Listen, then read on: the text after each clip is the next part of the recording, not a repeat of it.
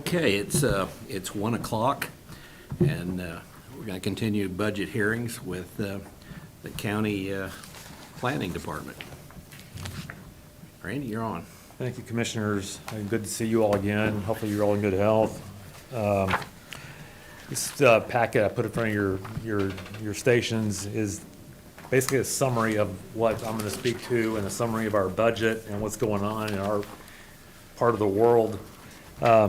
We have probably maybe the smallest staff in the county. There's 3 of us, but collectively the 3 of us have 122 years experience. And the reason why that's important, I'll get to later in the budget presentation. But this is a quick summary. If you take any one person out of that equation, there's a gap in knowledge, whether it's Anna or Jolie or myself. So, it's because of that years of experience that we are able to nimbly get through the primary responsibilities of our department, which are listed on this first page. Everybody knows we do zoning. We do some subdivision as well, coordinating with City of Topeka when it's necessary. A big part of our budget time is for floodplain administration, and we get an amazing number of requests that require coordination with the state to get those through the process correctly. Development permitting is the thing we do probably the most of. Since the COVID pandemic hit, what's interesting is that zoning administration has gone down. You haven't seen a rezoning request or a CUP or anything that's come before you for about the last 5 months. I think we did something in April by phone, and it's been quiet on that front. But in exchange for that, we've had an exceptional number of permits that have been requested from new development to add-ons and reconstruction. It's been a building boom for about the last 5 months as far as we're concerned, and what we've seen. Long-range planning, we did a bunch of that in the last 3 or 4 years, doing the comprehensive plan. Reason why I bring that up on here is because the next phase of long-range planning is the implementation of that plan through your ordinances and regulations, which is where we're at right now, going through the zoning ordinance and trying to adapt the ordinance to incorporate all the features and purposes that were approved in the comp plan. Coordination with the City of Topeka is a big thing we deal with, whether it's transportation planning or subdivision, special projects. Those come up from time to time, whether it's wind energy conversion or temporary short-term rental type of request, and code enforcement.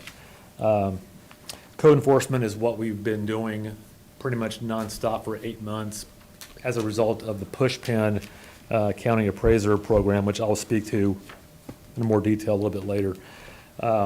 Long-range planning. I've talked to each one of you separately. It's been a while since we've last spoken about the long-range plan implementation. One of the blessings about the pandemic, if there is any, for us, is that we are about 75% through with the entire zoning ordinance. When this thing started, I was going to break it in 2 phases. In talking with Jim, and based on the progress we've made through it, I think I'm going to be able to get through the whole thing in one piece, which makes the adoption much easier. So we've made a whole lot more progress on that than I thought we'd be at by this time. And when that's completed, we'll scope through the subdivision ordinance and then marry those 2 with other development codes and create a UDC. So you'll have all your codes in one comprehensive source where they intermingle with each other, and each other one makes them all collectively more effective in achieving the comprehensive plan goals and objectives. I'm not going to talk much about special projects. I've listed a few of them down there that we've been working on with Commissioner Rapon and the county counselor. Code enforcement is where I want to spend my time today. Traditionally, we've always been a complaint-driven code enforcement office. We have maybe 20 to 25 annually. And most of those are something where someone says, hey, my neighbor's doing this, then we call Joe, and Joe said, there's a discussion, and they're usually resolved voluntarily don't involve a whole lot of effort on the part of anybody concerned. Maybe 5 to 6 or 7 of those maybe get to the county counselor where we have to coordinate with them and do some things. But usually it's a pretty simple task, and code enforcement occupies a pretty minimal amount of our time.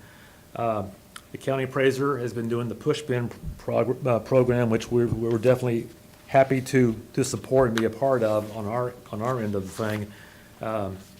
He's identified a lot of properties that don't have permits or they're just flat out illegal. And each one of those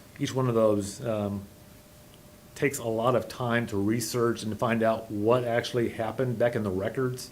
So you're digging in archives, you're digging in electronic and paper files, trying to figure out what the story was back in the day and which regulations the county had that were in effect when somebody built something. So it's not something you can just say, hey, we got 5 people over here who are doing something illegally, you got to do the research, because it is technically a code enforcement matter. We don't enforce it as a code enforcement matter until we don't get voluntary compliance. And usually voluntary compliance means pulling a building permit in most cases, or paying a fine in a few cases.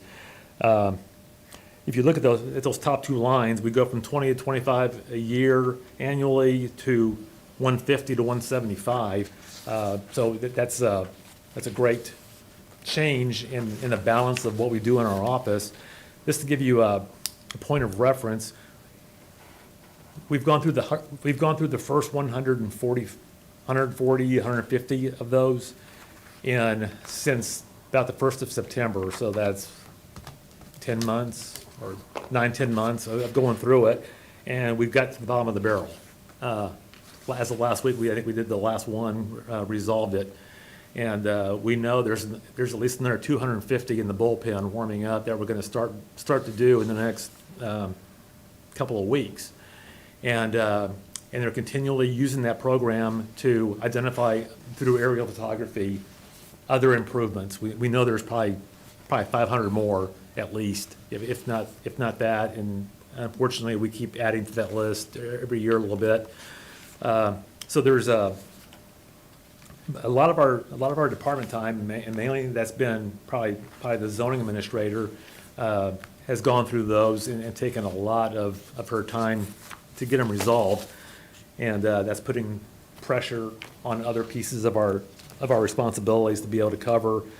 We've gotten through those, and a lot of that is because of our experience. The thing I wanted to bring to your attention is that I think pushpin would be even more effective if we had another source of assistance in getting us through those. I believe at some point, we'll think of it as a pandemic. There's a surge, and we want to flatten the curve with these in the next 2-3 years to get it where maybe there's only 80 annually instead of 200. There's 150 to now, right now, and there's now 250 plus that are sitting in the bullpen waiting to come out. We've indicated the reasons why it's labor intensive. We get through research documentation, you coordinate with the county appraiser extensively to figure out what's in their records and what they've identified as being an issue, and the county counselor is frequently involved in, instead of the 5 or 6, we're having maybe 20 gets to that point, and usually when the county counselor steps in, usually the guy steps back and will voluntarily comply with the requirements and pull a permit. So that's where a lot of our time right now is going.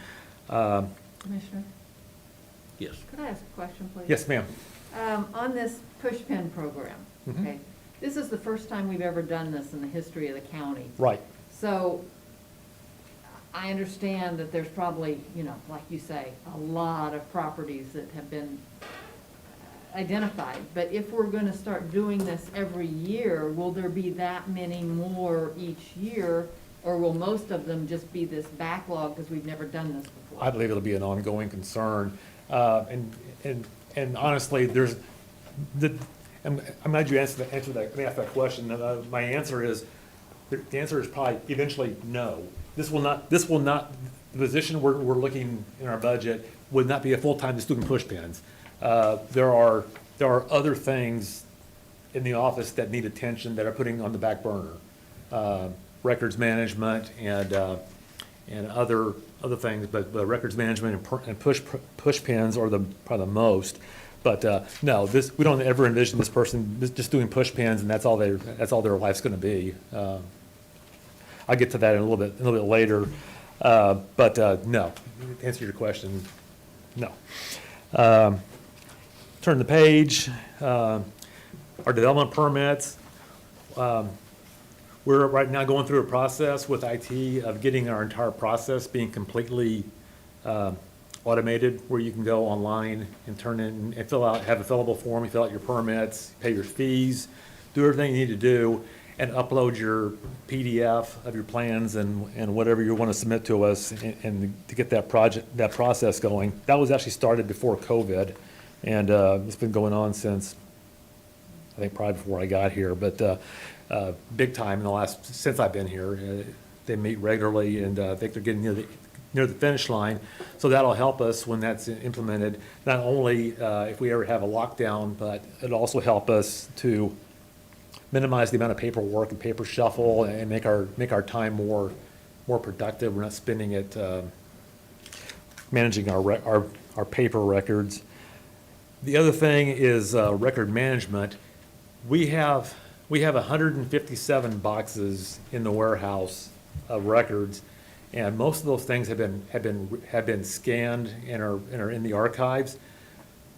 When the scanning technology when the scanning was done, the technology around at that time meant it was all done in black and white.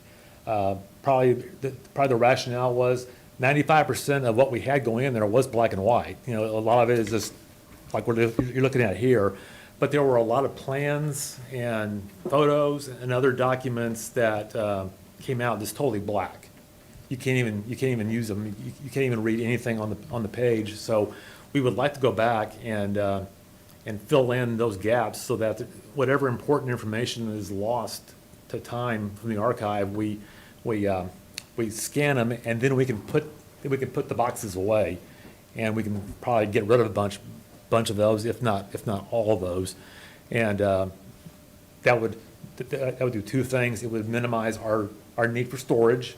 So it's a space management type of a concern that we get rid of that, or at least minimize our piece of that storage, and also the files in our office. If we go paperless, it serves our immediate need in our office and a greater need for the building in general. So we can put it to purpose for other things in the county.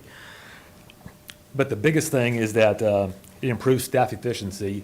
If we ever need to research those documents, which we do frequently, especially now we're in the push pin era, it takes time to go back and find those things, because you never know what's in there that might have shed some light on what somebody did with the permit 15, 20 years ago. So, and a lot of the staff really rely on our department for its record keeping. It's not just us. Public Works and Health and other agencies will come to us looking for our permit archives. Legal frequently uses our records. So I'd like to get that buttoned down so that we can forget about it forever and just manage it from that point forward. But as you know, scanning and all that is time consuming, but we're talking about usually like 1 or 2 pages per file, per case. And in some cases, if there's plans where there's more colored documents, it might be more than that. But the record is extensive. You got to pull each of those pages out and then scan it and marry it to the electronic folder that it lives in. But it's doable, and I think it's important. With all that said, our priorities are pretty much what you would expect them to be. First and foremost is our daily projects and permits. If somebody comes in with a rezoning or a conditional use permit or a building permit, that's going to be our most important thing. The second and third is right now where I'm spending most of my time is on the second. I would really, before my time is up here, I would really like to have all of your codes, all the county's building codes, I mean, not building codes, but zoning, subdivision, and other codes that relate to land development be in one comprehensive place where it's all married together in a single source. That'd be a gift to the county. I think having that, you can use that, rely on that for the next probably 20 years or more. And then code enforcement is pushpin. That's pushed its way up to the top three. And then record management and special projects as needed. Those are our big priorities. The challenges we have is office continuity. Two of us are, I'll be hitting age 61 here in about 2 months, 3 months. Another staff is middle to late 50s, and another one is talking about retiring at the end of next year. So with the office continuity, if you take out one of those legs of that 3-leg tripod, the office balance gets weird, especially considering that she's the person who's handling the push pin. So that it can become a big issue with our office continuity of our functions being satisfied to your expectations, and also the loss of institutional knowledge. And hiring and training timelines. You know how long it took to hire me. Her position may be even more difficult to hire because she's a jack of all trades. Her special knowledge is her knowledge of Topeka, Shawnee County, and all things planning and development. So somebody else who's going to walk in is not going to be able to be as efficient as anybody as Anna. Let's say her name. We all know who we're talking about. We'll miss her in our department. We'll function on, but the level of service has been when you get a permit in 3 to 5 days. That will probably if there's not a replacement in there who has an idea how to run the office, that'll probably slow down a little bit. As will the push pins, and the backlog will not be drained as fast as we all would like. And so I think her job is going to be a difficult one to find somebody who's satisfactory, and maintaining our quality and level of service. Our recommendations are on the second to last page. That we're not proposing any change to our budget as far as contractual services, supplies, pens and paper, or anything like that. We are recommending one new position who would become a planner one or something to that equivalent. We used to have that in our department. That person would first and foremost, in the first year of them being hired, it would be tailing along with Anna and with me to learn each of our little niches in the office, and also with our administrative assistant to learn the whole thing, because the person who's running that position of zoning administrator needs to understand all of it and what each person does, because we're all interrelated in how our functions work together. So they would start off with this job sharing with all of us, and also their first responsibility would be the push pin, take the lead on that project along with Anna, and then gradually transition away from Anna, where they'd be doing more of it, and just to understand the roles of the office, and learn how to do each of our functions, and do some record management along the way through there. We don't have any CIP projects in the 5-year period that you asked for. The option, I put optional on here because I always like give everybody options. We had an intermittent last year. Person was supposed to have done record management. Because of the time it took to fill my position, there wasn't as much record management done as there was taking care of the daily responsibilities of the office. So I put that back in there. There's not really any easy way to do it other than have somebody go in there and pull the boxes out and pull the right files and scan it and put it into our system, because IT doesn't allow any consultant or anybody else to do that. And even if we did, it wouldn't be as well done as we do it ourselves. We do it ourselves because we know the system inside and out. So there's not really any other option besides someone from the county taking the work on. So that is our situation in a nutshell. I'd be happy to answer any questions or respond to any observations you might have. Any questions? Mr. Chairman. Yes. Randy, I understand what your request is, but you're asking for a 43% increase to your budget for payroll. I mean, it's a $100,000 increase. You're comparing it to 2019. 2019 to 2020, To 2021 is a $100,000 increase. That's a 43% increase. And I do have the same concerns that Director Greiner raised in that push pin is that Why those numbers, if you look at 2020, add the two together, it's 195,000. And then when you add, so that's 195. And then right now, we're talking about 237,000? Commissioner, yeah. their budget for 2019, which would have included a full year of your position, was 271,000. Okay. So then you're still looking at a $50,000 increase. Well, Then it comes 57. down to like $57,000. Right. Yeah, yeah.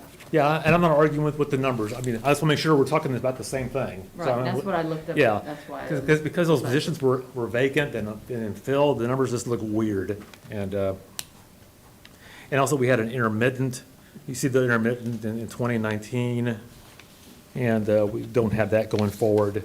That was an $8,200. So you're asking for a 21% increase in 1 year. Well, it's also preemptively filling her position. Because when she goes out, her salary, whoever comes in is not gonna be making the salary she's making right now.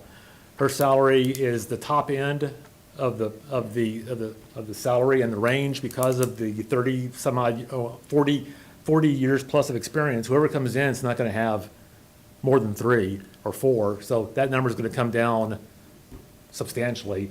And that's why we're budgeting, you know, 40, I think for the position, we talked about something in the 40s, and the benefits knock it up. So that's going to be, so that number's going to be offset by a reduction in whoever does. In the ideal world, this is what I would love to see happen. We hire somebody at the range we're talking about, and then they become smart enough to do the job competently and effectively. Then Anna goes away, and this person slides into that position. We would like to get somebody up and running, up to speed before they hit the ground, doing that job independently, because that job requires a lot of independence, you know, under the coordination of my authority. But I would hate to be, if it was me, I would hate to be that person coming in and starting it blind if I had 3 or 4 years' experience. We're not gonna find somebody like Anna who's got 30, 40 years' experience, or somebody with even 10, and all the other qualifications she has from her experience, and her eyes being in the full spectrum of our activities. But that number's gonna come down from 70, what is it, 70? Her job is like 70 or 80,000? 64, So it's gonna come down hers is 64. substantially. Do we have a date when she's? He's talking about end of the year, December the year. 20, December 12th or 20. This year? or Next year. Next year. Next year.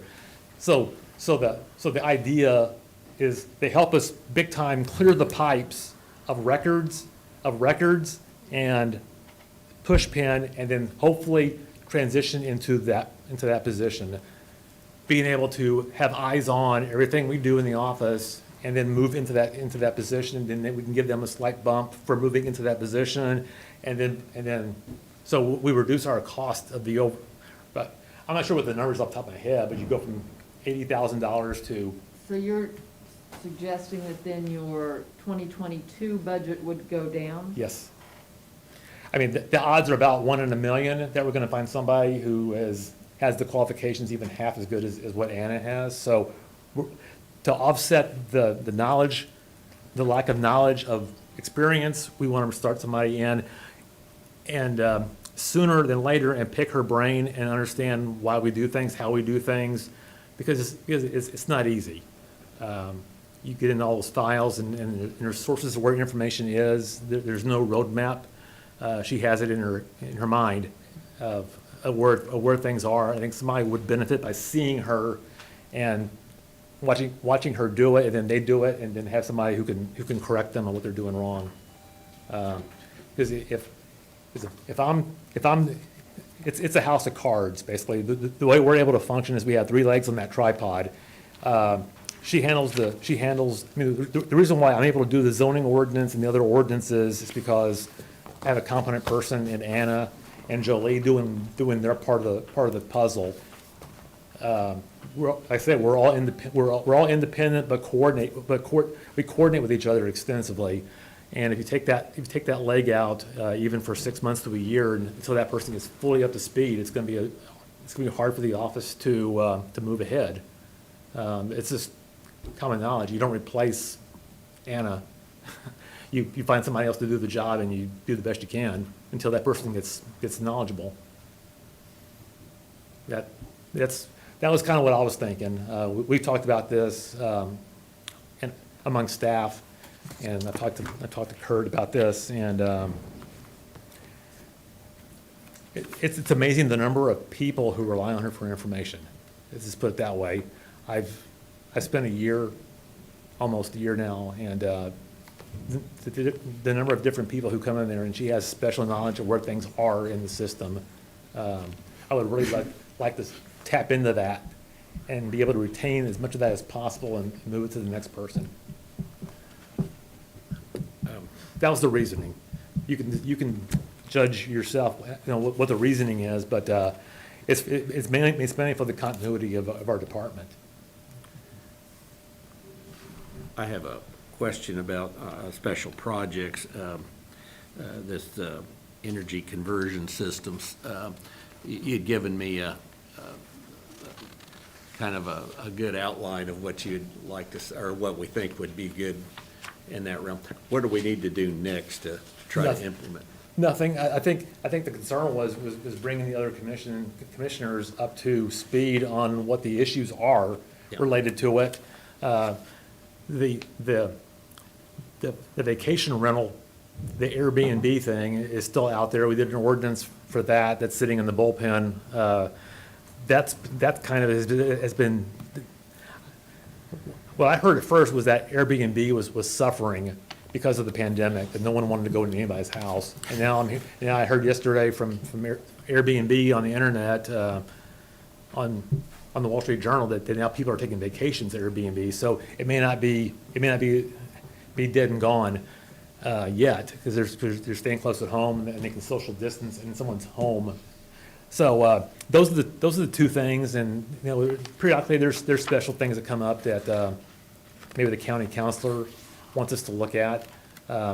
What I'm just to answer your question in short, the zoning ordinance is where you would want to adopt those things when you feel like you're ready to. The zoning ordinance, as I'm going to provide to you, has placeholders for them where put a little section and a reference number in our land use tables for those uses. So if you ever adopt them, then you can incorporate them into the zoning ordinance seamlessly. That is, you adopt them as a freestanding resolution, and then they snap into the zoning ordinance. So with the Airbnb things and the WEX and any other thing you want, it's simple resolution to adopt, and then we change the zoning ordinance to put it in there and fit it.